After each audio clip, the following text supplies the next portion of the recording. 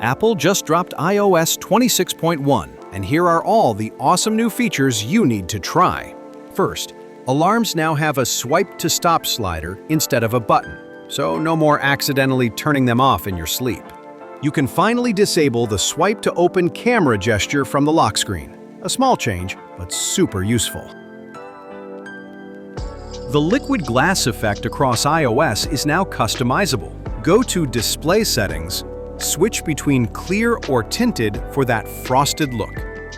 There's a new Display Borders option that adds outlines around UI elements, perfect for extra visibility.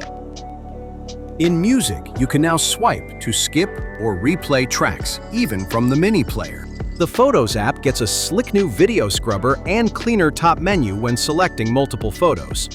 Settings adds local capture and background security improvements, giving you more control over call recording and silent security updates. What's your favorite new iOS 26.1 change? Let me know in the comments, and don't forget to subscribe for more Apple updates.